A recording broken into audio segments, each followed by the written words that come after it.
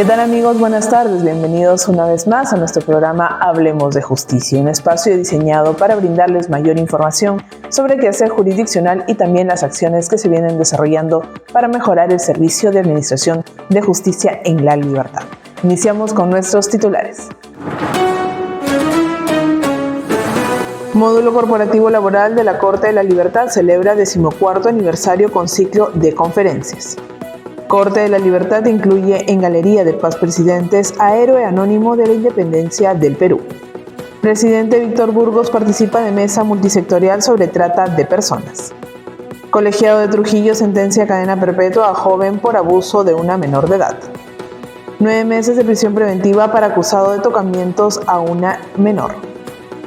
Juez de Huamachuco sentencia más de 6 años a sujeto que tenía en su poder una carabina. Iniciamos con el desarrollo de nuestra información. Les comentamos que el presidente del Poder Judicial, Dr. Javier Arévalo Vela, llegó hasta Trujillo para participar de los actos celebratorios con motivo del 14º aniversario del Módulo Corporativo Laboral de la Corte de la Libertad. El presidente del Poder Judicial, Javier Arévalo Vela, inauguró el ciclo de conferencias por el 14 aniversario del Módulo Corporativo Laboral de la Corte Superior de Justicia de la Libertad, dirigido a magistrados, personal jurisdiccional y administrativo de este módulo, así como a público en general. Durante la ceremonia de inauguración, el titular de este distrito judicial, Víctor Alberto Martín Burgos Mariños, dio la bienvenida a los ponentes y asistentes de este evento, y recalcó que en la Corte de la Libertad se ha gestado una de las corrientes laboralistas más importantes del país. Sabido es que en la Libertad es una de las cortes donde se ha gestado las corrientes laboralistas importantes en nuestro país. Sabido que en nuestra producción jurisdiccional están algunas decisiones que han generado interés nacional y también vinculación nacional. Asimismo, enfatizó que el módulo laboral de esta Corte se encuentra comprometido para cumplir eficientemente la labor jurisdiccional y que ello se ha visto reflejado en el buen desempeño de los jueces, juezas y personal que lo conforman, a cargo de la doctora Rosa Perales Rodríguez, presidenta del equipo técnico distrital de implementación de la nueva Ley Procesal de Trabajo en beneficio de los usuarios del servicio. Por su parte, el presidente del Poder Judicial expresó que durante su gestión se han destinado recursos para implementar y apoyar a todos los módulos laborales de las cortes del país. Hemos destinado de esos escasos recursos que tenemos un monto para el módulo de la libertad. Creemos que este módulo, gracias al empuje que le da la doctora Perales y su administradora, va caminando bien. Este importante evento contó con la participación de los jueces supremos Víctor Castillo León, Víctor Malca Guaylupo y Omar Toledo Toribio, así como de los destacados docentes universitarios Luis Mendoza Legoas y Luis Binatea Recoba. En estos 14 años de implementación de la nueva Ley Procesal de Trabajo es imperioso recalcar la labor que viene desarrollando tanto jueces, juezas, personal jurisdiccional y administrativo que integran el módulo, quienes pese a la carga laboral vienen desarrollando diferentes acciones para mejorar el servicio de administración de justicia de cara a la ciudadanía. Continuamos aquí en nuestro programa Hablemos de Justicia. En una ceremonia protocolar se realizó un merecido homenaje y la incorporación del cuadro a la Galería de Paz Presidentes de la Sala de Exhibición Histórica de don José Félix de la presentación Castro y Huerta. Él es un héroe trujillano desconocido que participó antes y durante el grito libertario que nos dio a nosotros la independencia en todo el Perú. En una significativa ceremonia, el titular de la Corte Superior de Justicia de la Libertad, Víctor Alberto Martín Burgos Mariños, realizó la incorporación del cuadro del vocal trujillano José Félix Castro y Huerta, expresidente de este distrito judicial, a la Galería de Paz Presidentes de la Sala de Exhibición Histórica. Este merecido homenaje se organizó dada la importancia de reconocer a este héroe nacional anónimo de Trujillo, quien en 1820 participó en la independencia de Trujillo y del Perú junto a don José de San Martín y José de Torretal. El presidente de la Primera Corte del Perú Republicano, Víctor Burgos Mariños, expresó que esta ceremonia es una muestra de gratitud a la memoria de nuestros héroes nacionales como lo es Castro y Huerta, quien luchó por la independencia y la consagró con sudor y sangre a favor de todos sus compatriotas. Para nosotros el día de hoy es una ceremonia muy importante, una expresión de la gratitud y de la memoria que debemos tener nosotros con nuestros héroes nacionales y también con quien ha sido también presidente de la Corte Superior de Justicia de la Libertad, la primera corte del Perú republicano. El historiador Blasco Bazambera hizo una semblanza de la vida y participación de José Castro y Huerta durante la gesta independentista y del merecido homenaje que a este personaje se le debe rendir por su compromiso y su valentía demostrada en cada función que desempeñó, combatiendo en las batallas siguientes para lograr la independencia del pueblo peruano. En esta actividad también participó el presidente del Poder Judicial, Javier Arévalo Vela, quien felicitó la iniciativa del Dr. Burgos Mariños para rescatar a nuestros héroes y reivindicarnos con ellos por su coraje y su sentido patriota tan elevado que nos permitió ser ahora autónomos. Yo creo, señor presidente, que lo que usted ha hecho es un acto de justicia. Un acto de justicia porque a nuestros héroes hay que reivindicarlos. Doctor Burgos, lo felicito por esta iniciativa, felicito al señor historiador por tan brillante exposición y felicito al descendiente del homenajeado porque usted tiene una tremenda carga sobre sus espaldas. Llevar con honor la labor de su antepasado y siempre dejar alto su nombre. Posteriormente, se llevó a cabo la develación del cuadro que ingresa a esta Galería de Paz Presidentes para que la ciudadanía en general conozca este héroe desconocido y entienda el valor de reconocer los esfuerzos realizados por nuestros antecesores para convivir en un país democrático y libre. Finalmente, el abogado Carlos Talledo Manrique, descendiente directo de José Félix Castro y Huerta, agradeció la deferencia y mostró su emoción de participar en esta ceremonia que honra a su tatarabuelo como héroe trujillano. Resaltamos el merecido homenaje y también el ejemplo del patriotismo de don José Félix de la presentación Castro y Huerta, quien en su corta edad contribuyó para poder tener una nación libre del yugo español.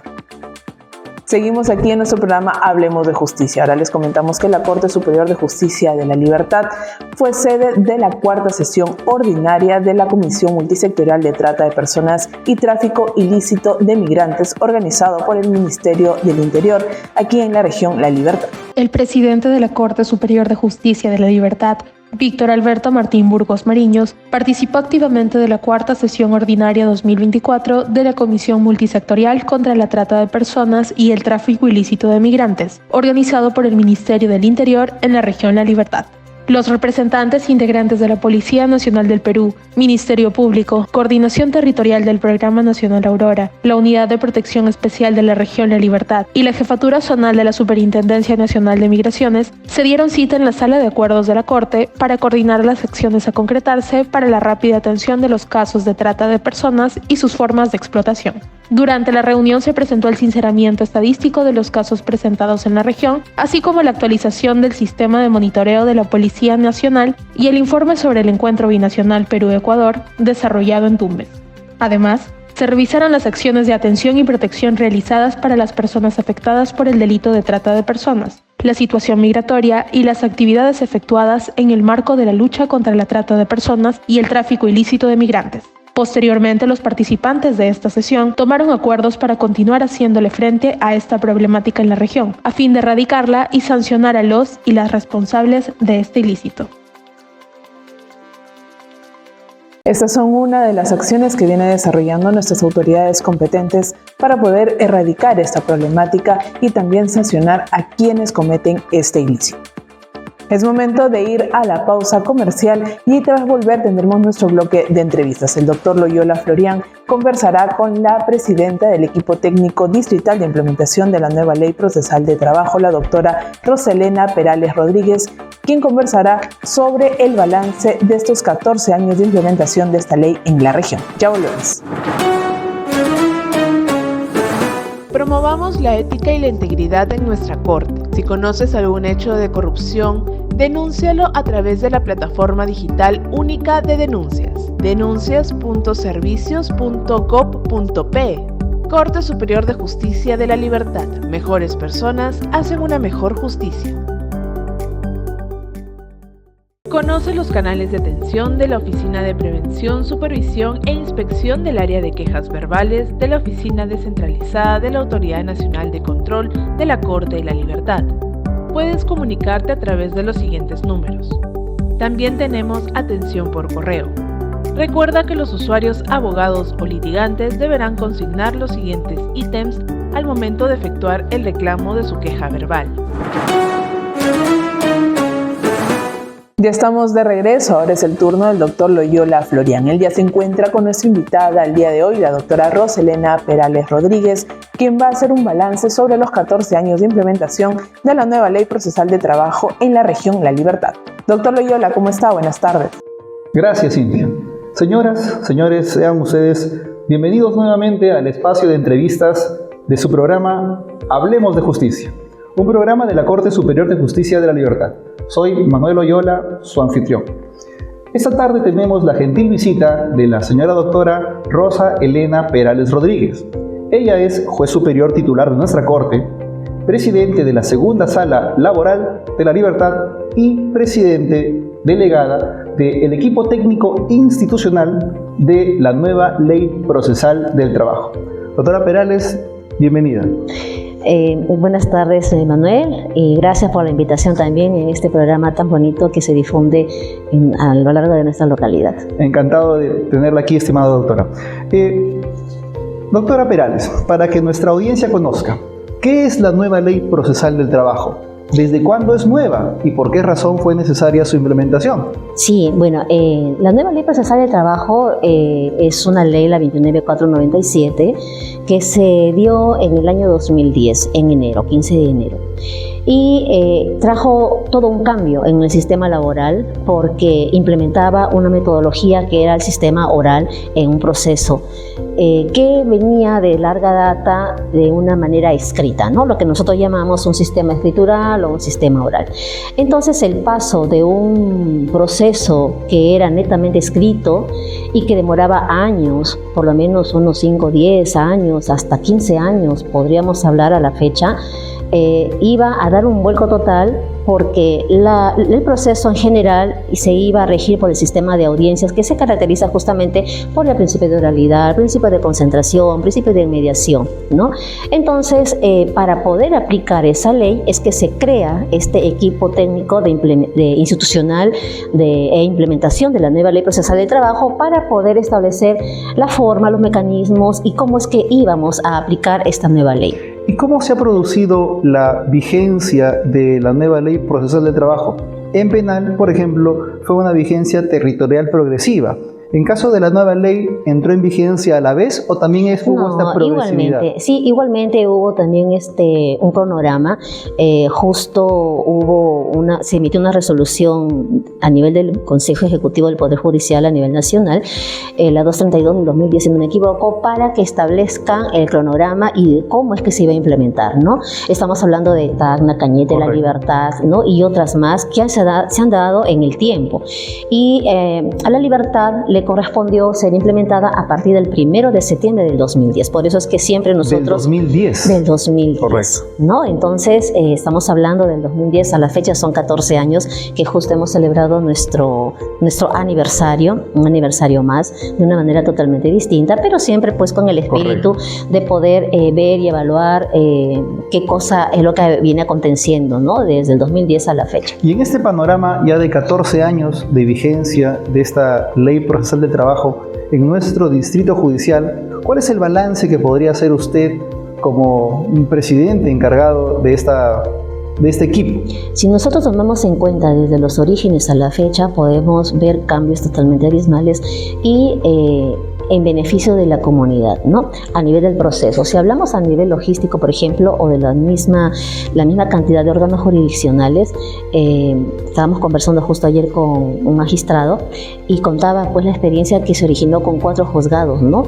Y en esos 4 juzgados, pero en el 2010 habían 4 juzgados y se decidió para que 2 de ellos sean de la nueva ley y los otros 2 del régimen público, los que conocemos como ACAS.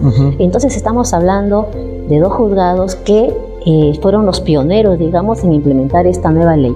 Y de esa fecha hasta la actualidad estamos hablando pues que ahora tenemos 23 órganos jurisdiccionales, ¿no? De las cuales hay 3 salas, tenemos 7 juzgados especializados permanentes y 2 transitorios y 5 juzgados de paz letrados a nivel de lo que es la provincia de Trujillo. En Ascope tenemos 2 juzgados especializados y tenemos a un juzgado de paz letrado. Eso es a nivel de órganos jurisdiccionales. Luego, a nivel del proceso mismo, evidentemente un proceso que demoraba 5 o 6 años o más, empezó primero con una demora corta porque era reciente, ¿no? Es como en el proceso penal también, que se iniciaba el proceso y teníamos sentencias en horas, ¿no? En laboral, digamos, empezábamos a tener un tiempo corto y luego el promedio ha sido de 1 año, ¿no? Entonces era un cambio totalmente distinto. Hay algunos rezagos, es cierto, pero eso también corresponde por el incremento de la carga y también la complejidad de los procesos. Si me permite sobre ese punto, sí. Este incremento paulatino pero sostenido de órganos jurisdiccionales en el tiempo, del 2010 a la fecha, guarda, entiendo, una estricta correlación con la demanda de causas que refleja la sociedad. Sí. ¿Cómo estamos con la carga procesal laboral? Mira, justo ese es un tema muy importante porque la función incluso de los equipos técnicos institucionales de implementación es justamente hacer un seguimiento y un monitoreo de cómo es que viene funcionando todo el sistema, en este caso laboral, ¿no? Y eso en función a la carga. Nosotros el año pasado y este año también hemos estado evaluando la necesidad de este número de ingresos de demandas y en comparación con los presupuestos básicos de la exigencia de un órgano jurisdiccional. Y ahí arrojó de que en realidad deberían existir, tenemos 7 permanentes y debería existir 3 más, ¿no? Pero de una u otra manera nosotros teníamos 2 transitorios. Correcto. Luego se nos asignó 1 más.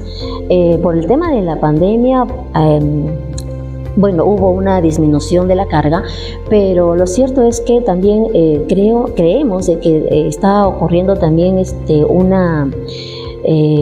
una forma distinta de repente de los justiciables de acudir probablemente a la vía administrativa, probablemente a la vía extrajudicial, porque también hemos notado una disminución a tal punto que a nivel de nuestras demandas ingresadas justifican para que nosotros tengamos unos 9 órganos jurisdiccionales, ¿no? Entonces ya no son los 10 sino 9 órganos jurisdiccionales a nivel especializado. A nivel de salas A nivel de salas tenemos 3. Empezó con 1, luego hubieron 2 y ahora son 3. Y justamente también lo que hemos detectado en este ámbito del monitoreo que hacemos de los expedientes es que había un déficit, ¿no?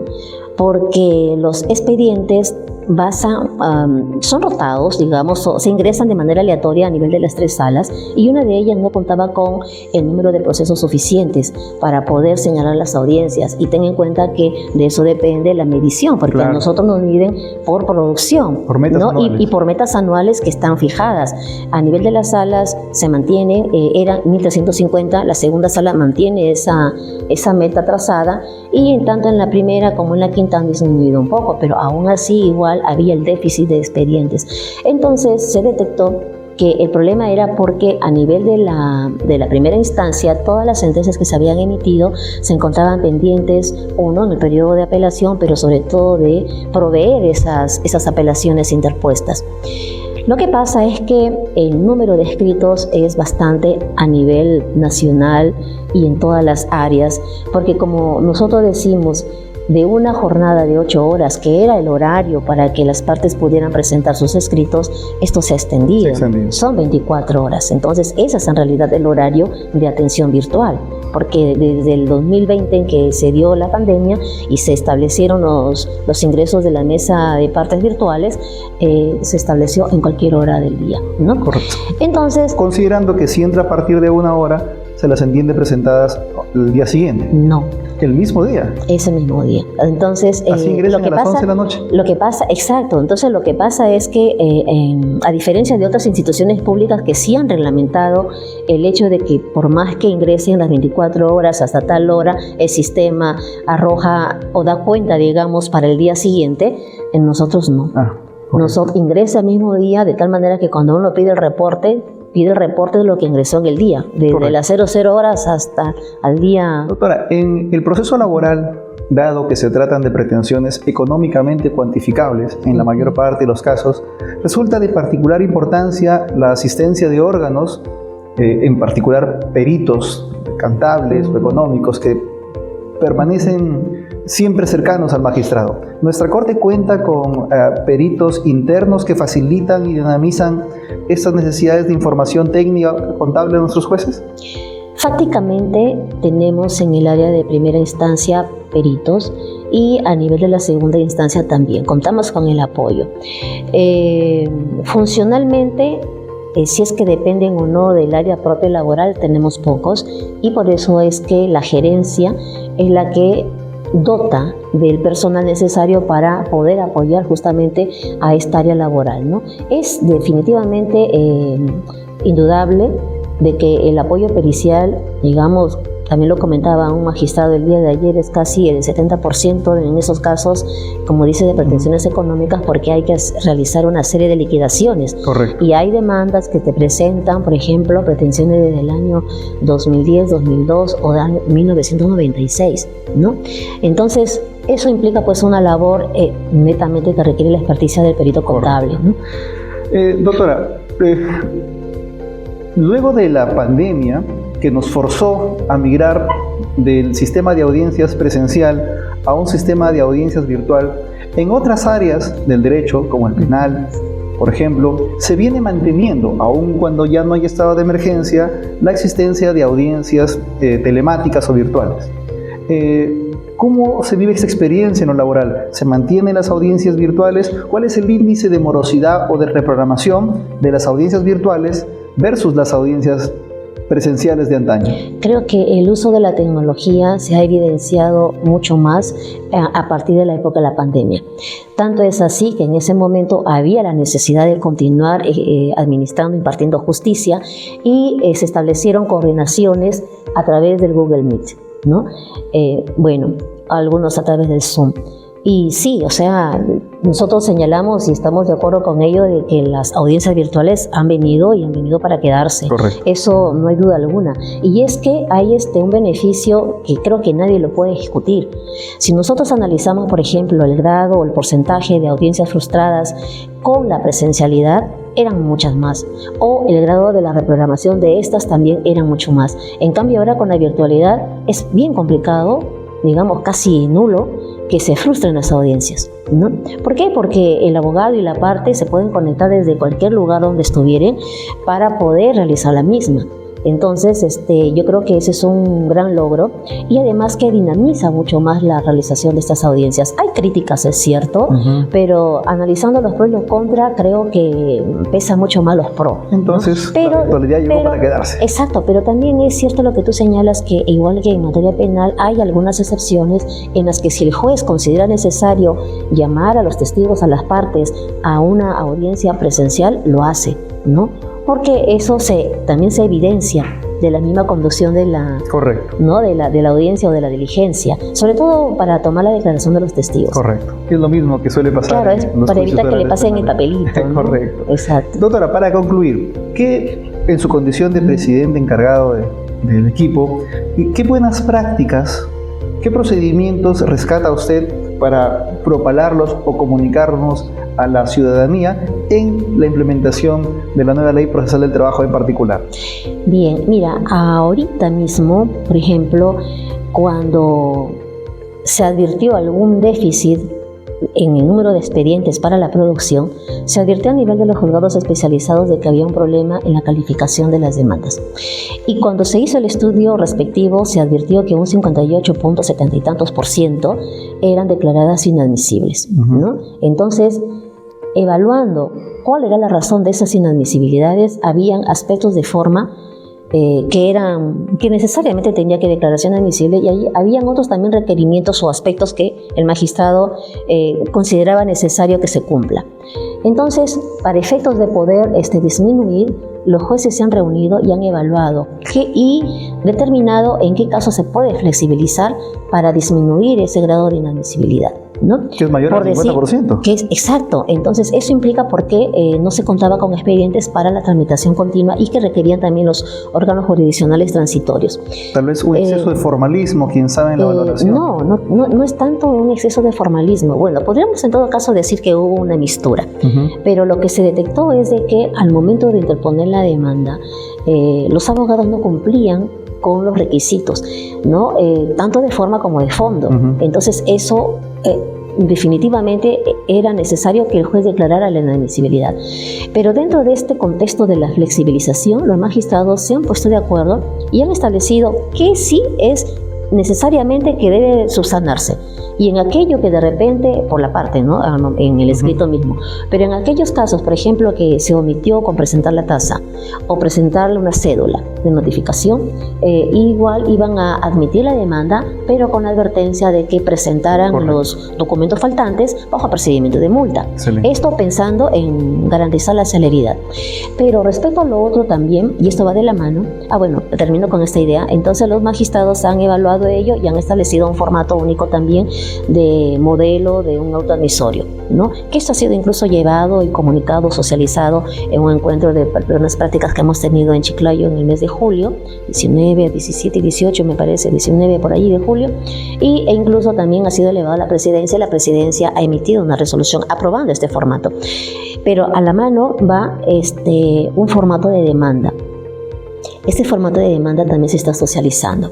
Estamos coordinando con el decano del Colegio de Abogados para poder establecer una reunión de coordinación y de análisis de repente desde el punto de vista de los abogados y también al interno de nuestra área laboral, para ver qué puntos consideran ellos que se debe mejorar y nosotros también qué puntos consideramos que debe mejorar. Ese formato de demanda es uno de ellos, porque uno lo analiza y ahí están de manera puntual todos los datos, ¿no? Todos los datos a efecto de que cuando una persona, cualquiera que fuere, ya sea el juez, ya sea el calificador, ya sea la misma parte demandante, ya sea la misma parte demandada, ya sea en la calificación, ya sea en la audiencia de conciliación, ya sea en la audiencia de juzgamiento, va a permitir que puedan visualizar e identificar de manera concreta cuáles son los hechos, cuáles son las pretensiones y poder facilitar el manejo de la audiencia. El hecho es de que justamente con el tema del sistema de periodos contables se presentó una práctica para que a nivel de esa área se puedan sistematizar o informatizar las liquidaciones de los beneficios sociales. Hemos empezado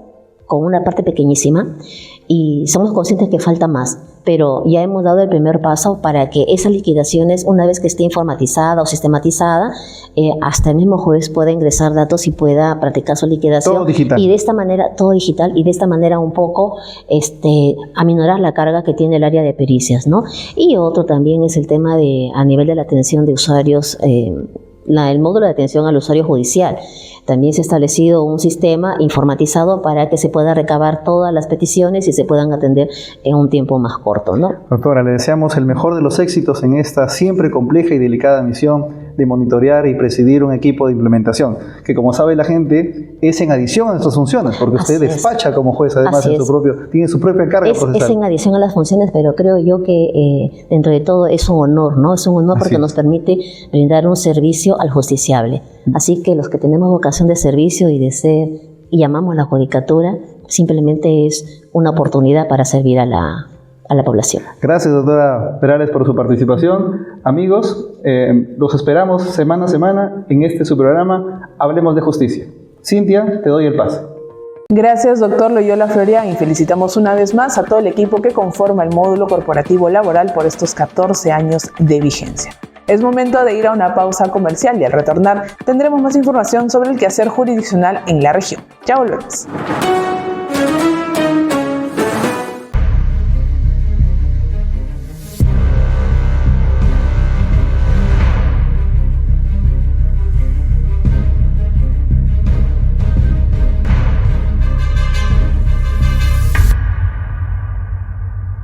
En una ciudad donde la seguridad es una prioridad. Es fundamental proteger a los habitantes y mantenerlos alejados del peligro. Una ciudad segura genera felicidad y nos permite a todos vivir con confianza y tranquilidad. La Corte Superior de Justicia de la Libertad ha dado un paso significativo en este camino hacia la seguridad, implementando la nueva unidad de flagrancia de Trujillo. Esta unidad especializada se enfoca en combatir los delitos flagrantes, garantizando que la justicia sea inmediata. La unidad de flagrancia de la Corte Superior de Justicia de la Libertad es la primera a nivel nacional en integrar en un mismo espacio a las instituciones clave del sistema de justicia: Ministerio Público, Defensoría Pública, Policía Nacional del Perú, Medicina Legal y la propia Corte de Justicia.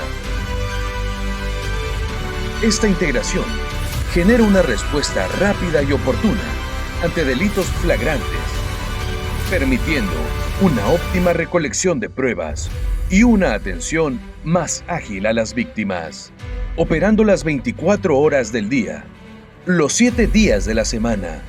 Esta unidad tiene como misión acelerar el procesamiento de los delitos flagrantes, reduciendo el tiempo de resolución de estos casos de 9 meses a un plazo máximo de 72 horas. Este enfoque permite enfrentar la criminalidad de manera inmediata. Más del 90% de los casos delictivos serán resueltos en esta unidad, demostrando así su gran efectividad. Cuando una persona es arrestada por la policía en el momento mismo del delito o justo después de haberlo cometido, se comunica inmediatamente al Ministerio Público para las acciones respectivas y así el acusado pueda ser juzgado en audiencia.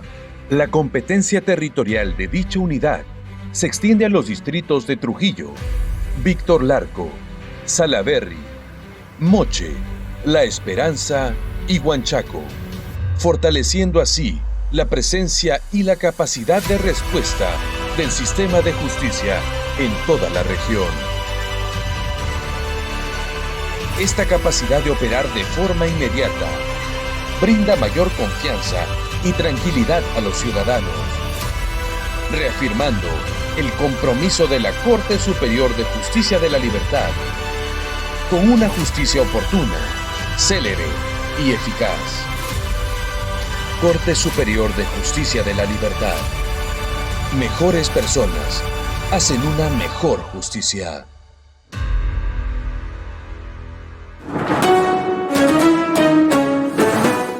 Ya estamos de regreso aquí en nuestro programa Hablemos de Justicia y continuamos con más información. El primer juzgado penal colegiado supraprovincial de Trujillo ordenó cadena perpetua a un sujeto que abusó sexualmente de una menor de edad en un caserío de la Sierra Liberteña. Los magistrados del primer juzgado penal colegiado supraprovincial de Trujillo condenaron a cadena perpetua a Pablito Romario Rodríguez Barreto, tras abusar sexualmente de una menor de edad en un caserío de la provincia de Santiago de Chuco. De acuerdo al relato de la víctima, Rodríguez Barreto le pidió que sea su pareja y luego de un mes le propuso con mentiras encontrarse cerca de la carretera del centro poblado de Calipuy, indicándole que estaba con una de sus amigas. La menor llegó al punto de encuentro y accedió a caminar con él por unos minutos. Es ahí donde el sentenciado la llevó al río para abusar sexualmente de ella en aparente estado de ebriedad. Luego de cometer el delito, Rodríguez Barreto la amenazó con lastimar a sus padres si contaba lo sucedido. Sin embargo, la víctima le narró los hechos a su tío, quien interpuso la denuncia permitiendo que el joven sea capturado.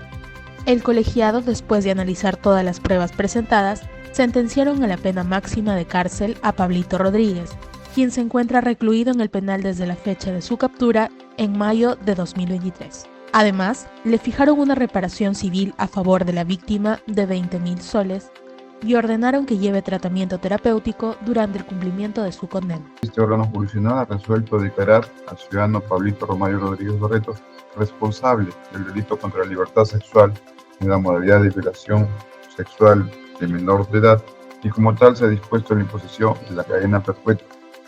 Se ha fijado por concepto de reparación civil la suma de 20.000 soles, los cuales deben ser canceladas por el condenado a favor de la parte agraviada. Continuamos con el desarrollo de la información. Un sujeto acusado de realizar tocamientos indebidos a una menor de tan solo 12 años de edad esperará su juicio en el penal de Varones del Milagro. Medida coercitiva fue dictada por el magistrado de la Corte de la Libertad y tendrá un periodo de 9 meses dentro de este penal.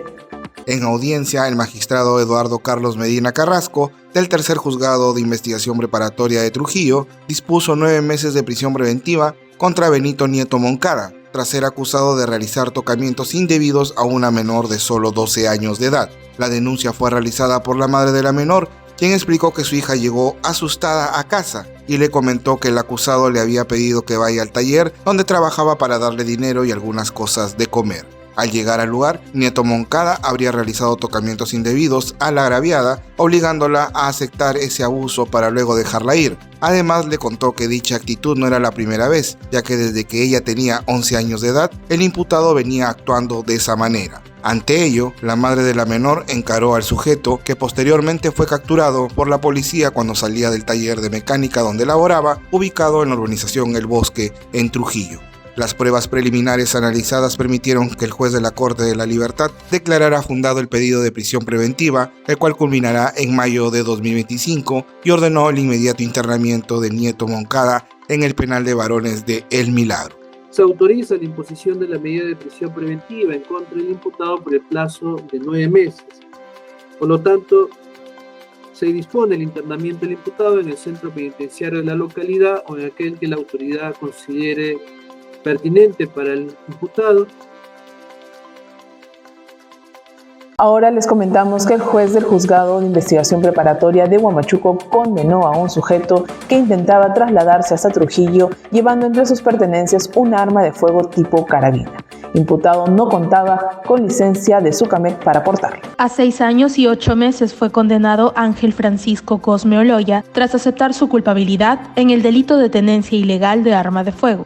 Así lo ordenó el juez del Juzgado de Investigación Preparatoria de Huamachuco, Carlos Eustaquio Briceño. Durante un operativo de control de identidad, personal policial intervino a Cosme Oloya cuando se encontraba como pasajero al interior de un bus que iba con destino a Trujillo, tras verificar su nombre dentro del sistema de requisitorias y antecedentes. Previo al traslado a la comisaría, los efectivos policiales registraron el equipaje del ahora sentenciado, hallándosele escondida entre sus pertenencias un arma de fuego tipo carabina, por lo que tras consultar a SUCAMEC, se confirmó que Cosme Oloya no contaba con licencia para portar armas. Al respecto, en la audiencia Ángel Cosme aceptó los cargos que se le imputaban, sujetándose a la terminación anticipada de su proceso. Ante ello, el magistrado de la Corte de la Libertad lo condenó a cárcel efectiva, la cual deberá cumplir recluido en el penal de Varones. Además, dispuso el pago de 3.000 soles por concepto de reparación civil a favor del Estado y lo inhabilitó definitivamente para obtener licencia de portar o hacer uso de un arma de fuego. Declaro responsable y condeno al ciudadano Ángel Francisco Cosme Oloya contra la seguridad pública, peligro común, en la modalidad de tenencia ilegal de arma de fuego, previsto sancionar artículo 279G, primer párrafo del Código Penal, en agravio del Estado representado por el Procurador Público de Asuntos Jurídicos del Ministerio del Interior a cargo de tenencia ilegal de arma de fuego.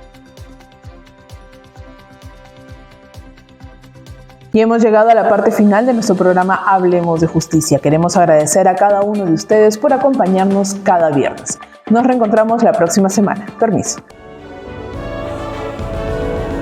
Corte de Justicia de la Libertad, 2 siglos de historia, 2 siglos de justicia.